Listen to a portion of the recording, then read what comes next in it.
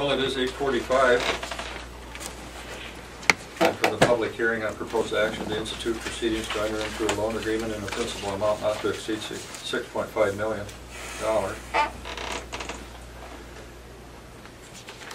Supervisors, any? Well, I've had many comments given to me. For every one that said tried to renovate the courthouse, I probably had 15 people said that it's time the building is tired and it's time that we look for putting up a new alternative. Same here. Yeah, pretty much comments you received. County auditor? Oh, yesterday did receive petitions here, approximately 784 of them. I'm here on the table. Okay. And you're going to review those next week or so? Yes. 5 days to make sure that they're all eligible voters, eligible electors. I'm going to just give you my general opinion.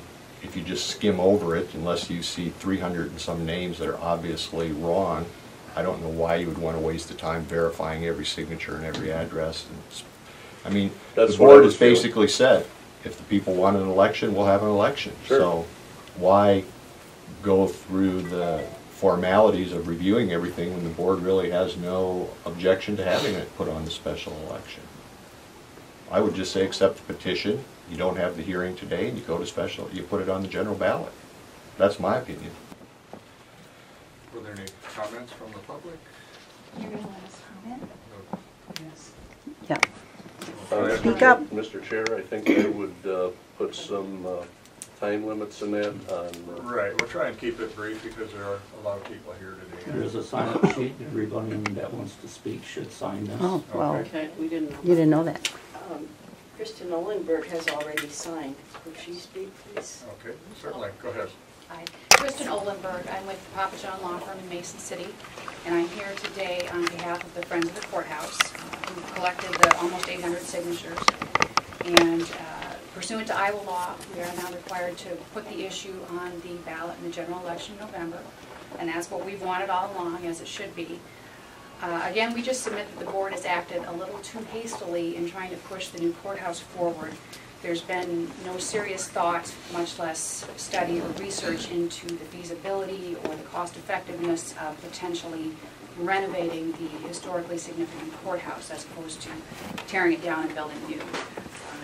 There have been offers of grant money that would have paid for most, if not all, of the costs of deciding whether that was even feasible, and the board just seems to have ignored the information out there and pushed forward. We don't know if it's feasible to renovate the courthouse, what it would cost, if it would be effective, but you don't either, and we just want the information provided to everyone to make an informed decision. Now it appears we're going to get what we've wanted all along, that being a vote by all the citizens of Mitchell County as opposed to a decision by the three of you as to a very important issue which is going to affect everyone in Mitchell County for years to come, and which ultimately is going to be paid for by everyone in Mitchell County. However, it seems that the board is moving forward in the direction they want and going ahead before the vote, 3 to 4 months before the vote, and spending tens of thousands of dollars on an architect, and the architects are spending hours upon hours building plans and coming up with proposals when the vote in November may well be no. Are we going to get that money back? Are the citizens of Mitchell County going to get that money back if the vote is no? I don't think so. You're only spending public money to push through the new courthouse plan. You aren't spending any public money to look at renovating the courthouse. Legally, you cannot use public funds to lobby for a specific position, and it's our opinion that that's what's going on by just paying an architect to put out plans for a new courthouse and disseminating those to all the people without looking at the other side of the story.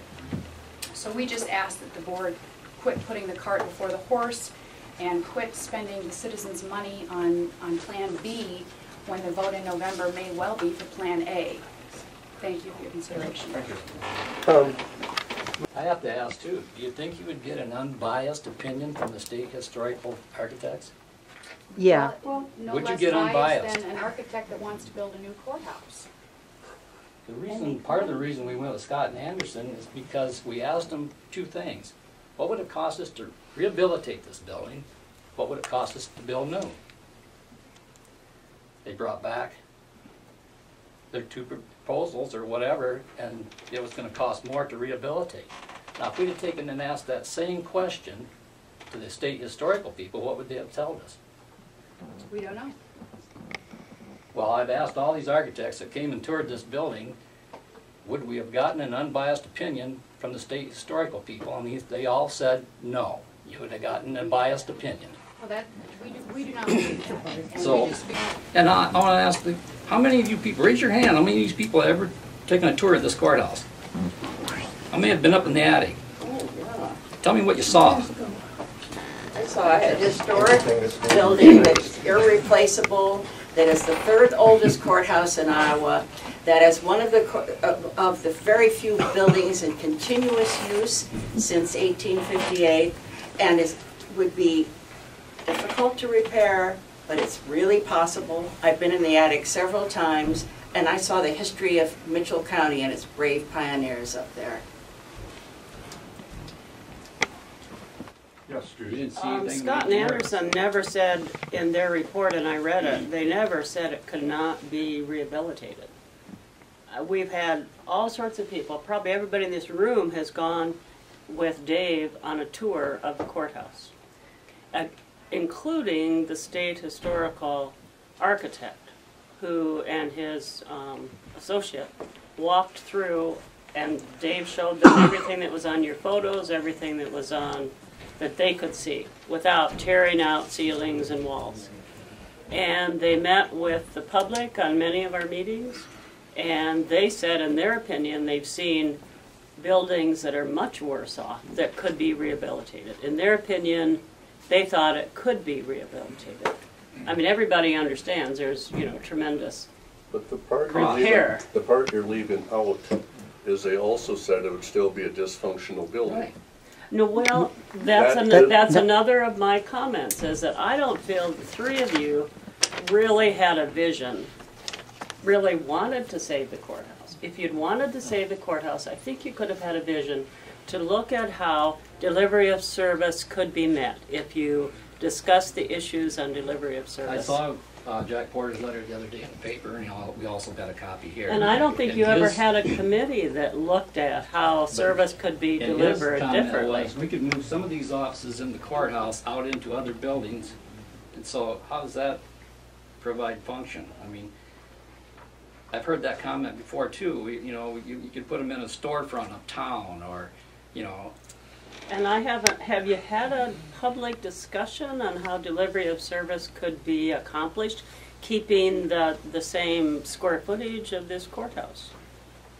There are many options, and what's going to happen 2-3 years down the road? Are you going to need all the square footage that your new building is suggesting? I don't think you're going to.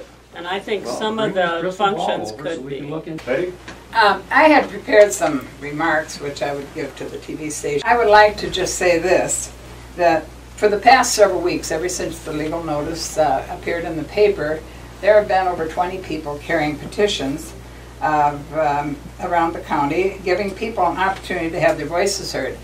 I want to tell you that it wasn't Friends of the Courthouse specifically that were carrying petitions. In fact, there were many, many people from both sides of the issue that carried the petitions, and all they really wanted was a right for their voices to be heard.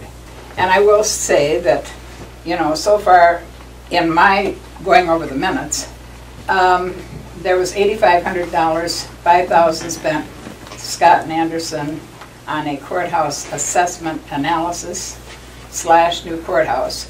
There was another $3,500 spent for a needs assessment. The grant was received, the state grant and aid, and $10,000 some was spent for Scott and Anderson, the two reports, plus the Stallsmith. And actually, the state grant and aid would have cost the county for their match $4,683. And I dare say that, the Friends of the Courthouse, I guess I want to tell you, our real intent on this is for you to have all of the facts before proceeding. Do we know whether or not it would cost way more to rehabilitate. Joe, please, I'm talking. We would not be so foolish as to ask you to rehabilitate something that would be way out in left field. But anyway, I do want to say that there are several concerns of citizens that haven't been mentioned, and one of them is the placement of the Veterans Monument, and one is the selection committee. And the selection committee was pretty much made up, it wasn't representative of the county, it was pretty much made up, half of the committee pretty much worked in the courthouse. And there weren't many from outside of the city of Osage, two I believe, John McKinley and Deanna Eastman. So it wasn't really very representative. Also, there were no veterans on the committee. The money was raised throughout this county by people that had an interest in a veterans monument. Not one dime of county money went into the Veterans Monument, the placement thereof. Thank you. We're getting way off the subject here. No, Bob. Yes, we I are. just want to finish about the Veterans Monument and the placement. 30 seconds. And the placement. 30 seconds. The other thing is you cannot use public money to influence a vote or advocate for a vote one way or the other. So I would say that if that happens, you need to have a committee, no public money, and you need to file a finance disclosure. Thank you, Yeah. Bob. Thank you, Betty. Okay, anyone else? What's your name? My name is Susan Vernal. I grew up in this town. Honestly, this is our county courthouse. It doesn't belong to you three.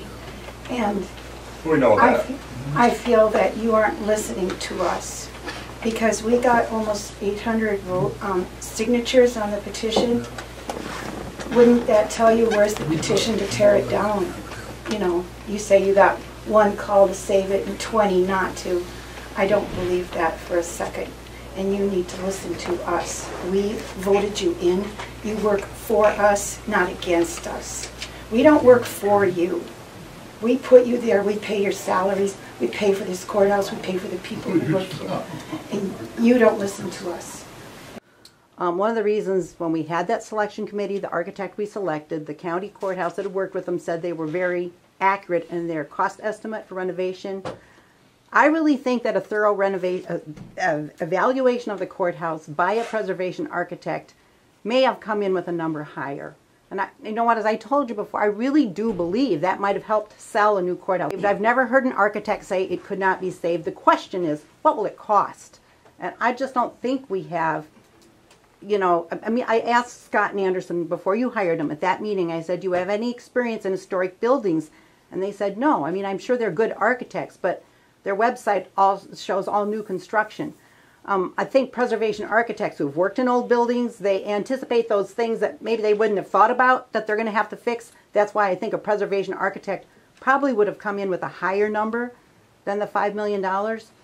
I don't know. I mean, I'm not an architect myself, but I suspect, you know, they have no interest in coming in with a bogus small number because their firm's reputation's on the line. They want to come in with an accurate number. And the other reason we selected that architect that you then decided not to hire was that the counties that hired him said they were very good at coming up with use of space in the courthouse to make their courthouse more efficient.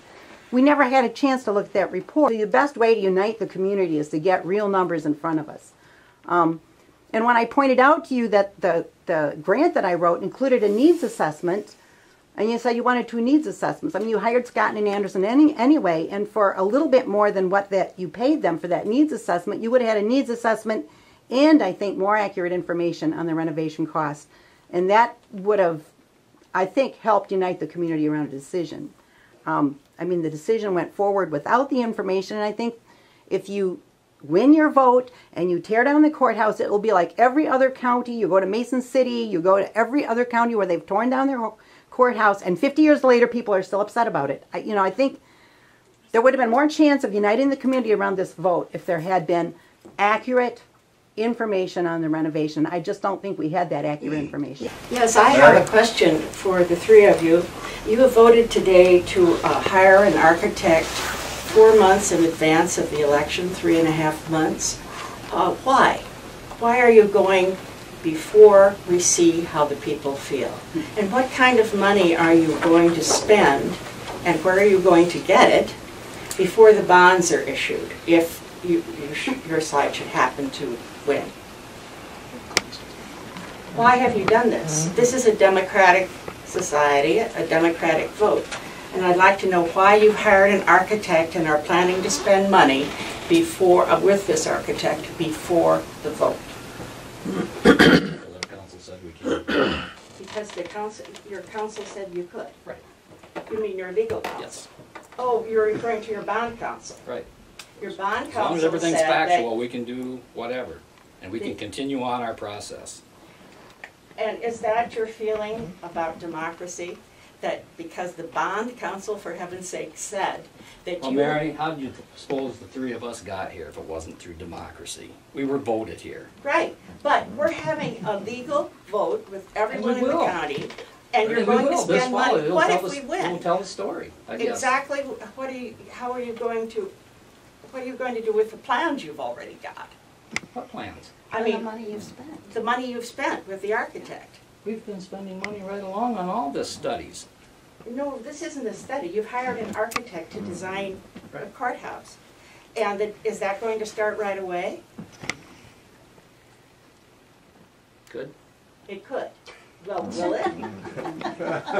Depends on their schedule. Oh my gosh. So you are going to spend They're money gonna towards come, the they'll vote. come and they'll do charrettes. I don't know if any of you know what that is, but it sounds like they will get the different departments in and go through and basically do the study and needs themselves again and see how the courthouse works, what's all going to be here.